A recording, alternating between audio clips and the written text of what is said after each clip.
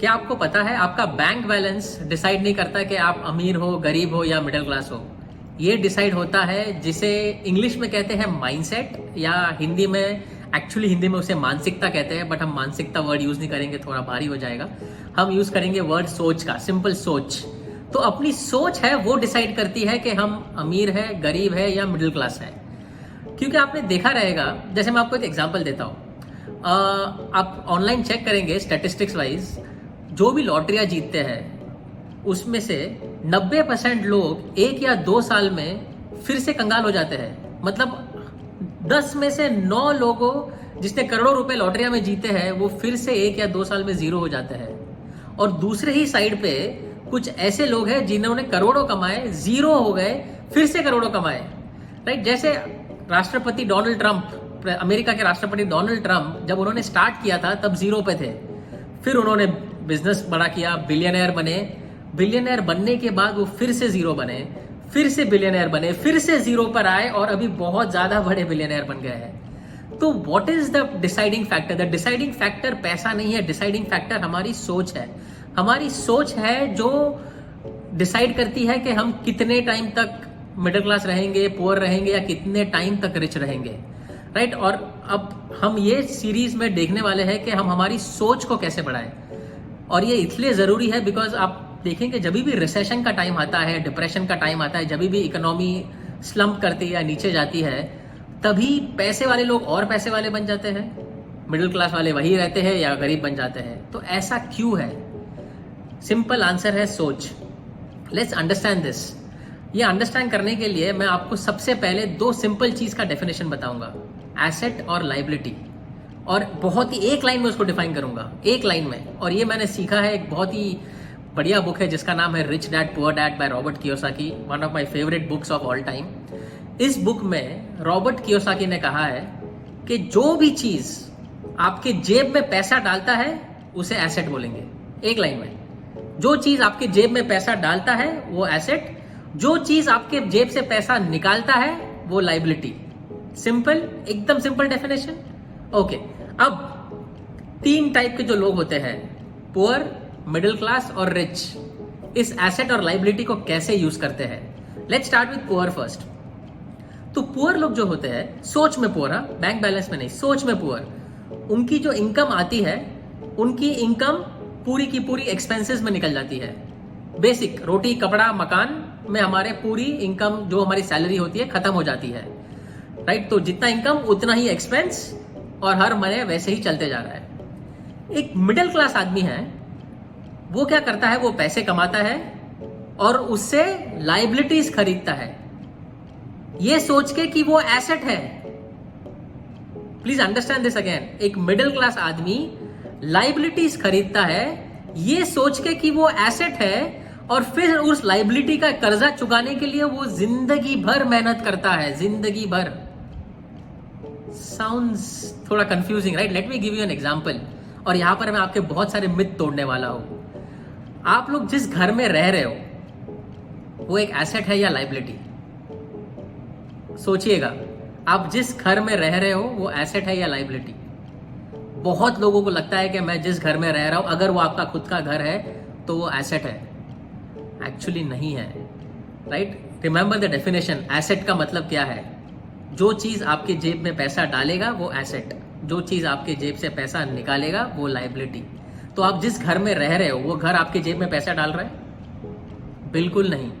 या तो घर आपने लोन पे लिया है तो आप उसका ईएमआई भर रहे हो तो वो बाहर निकल रहा है। अगर आपने घर का पूरा ईएमआई चुका भी दिया हो या पूरा घर डाउन पेमेंट में लिया हो तो भी आपके घर का मेंटेनेंस आ रहा है, प्रॉपर्टी टैक्स आ रहा है। वो घर आपके पैसे सिर्फ आपके जेब से निकाले ही जा रहा है एवरी मंथ। राइट, अब आप लोग कहेंगे कि लेकिन मेरे घर की कीमत बढ़ते जा रही है। 2 चीज़ है, एक तो कीमत बढ़ते जा रही है, आप क्या करोगे? आप बेच के दूसरा घर लोगे तो आपको सेम कीमत में मिलने वाला है। राइट, तो वो फायदा है नहीं, पेपर पे बढ़ते जा रही है। दूसरी बात, अगर आपने बेच लिया, समझो आपने 100 रुपए में घर लिया है और उसे 200 रुपए में बेच दिया, तो क्या हुआ? आपने 100 रुपए बनाए, बट वो उसको कैपिटल गेन बोलते हैं, उसे एसेट नहीं बोलते, क्योंकि वन टाइम वो इन्वेस्टमेंट हो गया, वन टाइम बाय प्रॉफिट हो गया। राइट, जैसे अगर आपके पास कोई काऊ है, कोई गाय है, गाय को आप एक बार बेच दो तो थोड़ा प्रॉफिट करोगे, या वो गाय का मिल्क हर दिन बेचते रहो तो आप प्रॉफिट बनाते रहोगे? कौन सा ऑप्शन ज्यादा अच्छा है? Right, obviously the second part. तो हम जिस घर में रह रहे हैं, एज पर definition of rich dad poor dad, which is a fantastic definition, is a liability. लेकिन एक मिडिल क्लास आदमी है, वो उसको खरीदता है ये समझ के कि ये एसेट है, और उस घर को खरीदने के लिए वो जिंदगी भर मेहनत करता है।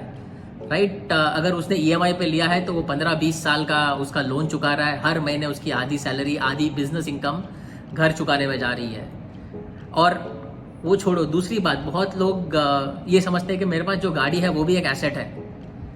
गाड़ी सिंपल, जैसे ही आप गाड़ी खरीदते हो उसकी कीमत डाउन हो जाती है, प्लस हर महीना पेट्रोल, मेंटेनेंस, तो वो गाड़ी जो है वो आपके जेब से पैसे निकाले ही जाती है। राइट, लेकिन एक मिडिल क्लास आदमी, understand the definition, middle class आदमी लाइबिलिटीज खरीदता है सोच के कि वो एसेट है, और फिर जिंदगी भर मेहनत करता है उसे चुकाने के लिए, और उसी साइकिल में वो पड़ा रहता है। लोग क्रेडिट कार्ड पे लोन्स उठाते हैं, लोग मोबाइल के लिए लोन उठा रहे हैं, लोग हॉलीडेज पे जाने के लिए लोन उठा रहे हैं, और फिर उसका ईएमआई जिंदगी भर भरते रहते हैं। एंड दैट इज वाई वो मिडिल क्लास बंदा उसी में रहता है, वो साइकिल में रहता है। अब लेट्स अंडरस्टैंड एक रिच आदमी क्या करता है, जिसकी सोच रिच है। A rich man will buy an asset, मतलब अ रिच मैन एसेट खरीदेगा किसी और के पैसों से, एंड विल एंश्योर कि कोई और ही उसका पैसा भरे, लेकिन एसेट उसका खुद का। फिर से कंफ्यूज हो गए?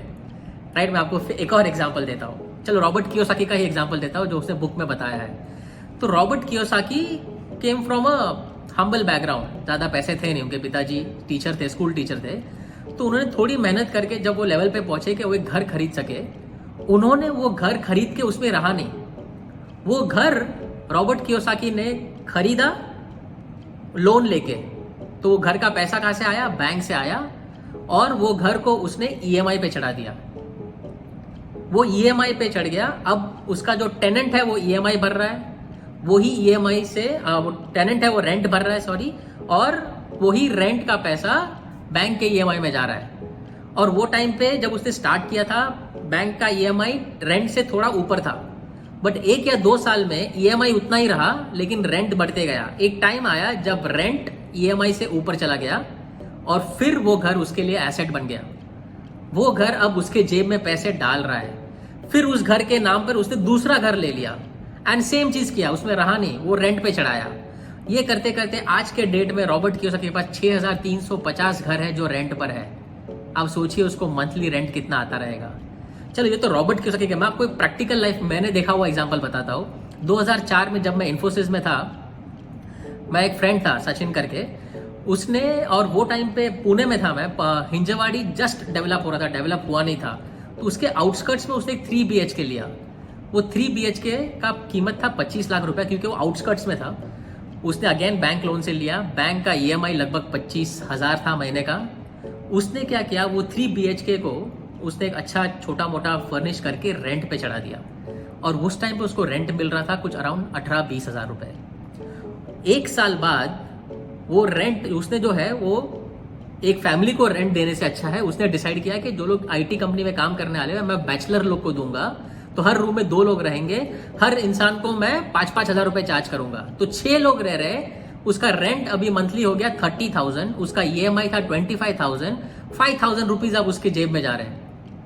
तो एक घर सडनली उसके लिए एसेट बन गया, और उसका जो सैलरी है वो वैसा का वैसा ही अनटच्ड, जो अपना नॉर्मल रूटीन खर्चा निकाल रहा है उसी में निकाल रहा था।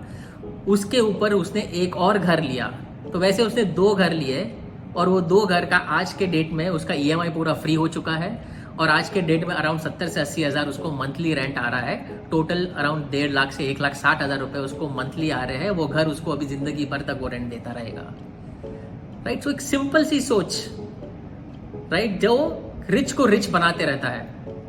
सो प्लीज अंडरस्टैंड गाइज, ये बहुत ही इंपॉर्टेंट अंडरस्टैंडिंग है, क्योंकि जो एसेट और लाइबिलिटीज है, जो हमको जो एजुकेशन दिया जाता है, जो हमको स्कूलों में पढ़ाया जाता है, जो या फिर जो हमारे मिडिल क्लास फैमिली में जो सिखाया जाता है, बोला बेटा पढ़ो लिखो बनो जवान, जिंदगी भर मेहनत करो, और क्या करो, एक घर खरीदो, एक गाड़ी खरीदो, और अपने बच्चे को फिर से सेम चीज सिखाओ, और यही मेहनत करते रहो, और वो साइकिल चलता रहेगा। लेकिन जो रिच लोग हैं वो लोग क्या करते हैं, उनके पास पैसे स्टार्टिंग में भले ही ना हो, बट वो एसेट्स खरीदते हैं जो उनके लिए कैश फ्लोज जनरेट करते हैं, राइट। सो एसेट्स क्या क्या हो सकते हैं, मैं आपको गाड़ी का एग्जांपल देता हूँ। चलो, गाड़ी अगर आपने खरीदी और वो गाड़ी को आपने टैक्सी बना दिया, राइट, या तो आपने ओला उबर में किसी ड्राइवर को रख लिया, उसको दे दिया, या आपको एक कंपनी में आपने लीज पे वो गाड़ी दे दी, तो वो गाड़ी अभी आपके लिए एसेट बन गई है, क्योंकि वो गाड़ी ईएमआई निकालने, तो वो गाड़ी आपने खरीदी बैंक से लोन लेके, तो गाड़ी का पैसा किसने दिया, बैंक ने दिया, राइट। गाड़ी किसकी है, आपकी है। अब उसका हर महीने या तो आप ओला उबर है या फिर कोई कंपनी को आपने लीज पे दिया है, वो पैसे आ रहे हैं, वो पैसे से आपका ईएमआई भर रहा है और ऊपर का पैसा आपके जेब में जा रहा है, तो सडनली वो गाड़ी अभी जो है वो एसेट बन गया। अगर आप खुद चलाएंगे वो गाड़ी, खुद रहेंगे, तो वो लाइबिलिटी बन जाएगा। So do you understand the difference, and वो माइंडसेट चेंज करना जरूरी है। So guys, time to change the mindset. और चेंज करना क्यों है, क्योंकि ऐसे टाइम पे जब पूरा दुनिया रिसेशन में जा रहा है, लोग बोल रहे डिप्रेशन भी आने वाला है, ऐसे टाइम पे अपॉर्चुनिटीज बहुत आते हैं एसेट्स खरीदने के, एसेट्स लेने के, एसेट्स में इन्वेस्ट करने के। तो सोच समझ के करिएगा, एसेट्स को बाय करिएगा। एसेट्स क्या होता है, अगर आपने घर भाड़े पे चढ़ाया हो, अगर आपने गाड़ी भाड़े पे चढ़ाई हो, आपने गोल्ड लिया हो, स्टॉक्स लिया हो सही तरीके से, सही लोगों। सो बेसिकली अंडरस्टैंड, इंस्ट्रूमेंट वही है, घर वही है, मिडिल क्लास लाइबिलिटी यूज करता है, रिच एसेट बनाता है। वैसे ही स्टॉक मार्केट, इंस्ट्रूमेंट वही है, लेकिन बहुत लोग स्टॉक मार्केट में पैसा गंवाते हैं और बहुत लोग उसमें अरबोपति बनते हैं। So again, the way you use it, right. So stocks हो गया, बॉन्ड्स हो गया, फिक्स डिपॉजिट्स हो गए, गोल्ड हो गया, सिल्वर हो गया, हाउस, कार ऑन रेंटल, ये सारे एसेट्स है, but you have to use it well, right. So this is the time जिसमें आपको बहुत मौके मिलने वाले हैं, बहुत अपॉर्चुनिटीज मिल रहे हैं। So make the best use of it. आज हमने समझा एसेट और लाइबिलिटी में डिफरेंस। नेक्स्ट एपिसोड में हम समझेंगे कि एक एम्प्लॉय, एक छोटा बिजनेसमैन, एक बड़ा बिजनेसमैन और एक इन्वेस्टर, इन 4 लोगों की सोच में क्या फर्क है, और इन 4 लोगों की सोच में फर्क की वजह से वो कहाँ पहुंच सकते हैं लाइफ में, right. So see you soon, have fun, and if you like this series please subscribe करिए और बेल नोटिफिकेशन पे भी करिए, आपको मैसेजेस नोटिफिकेशन आते रहेंगे। Thank you very much, have a great week ahead. Thank you.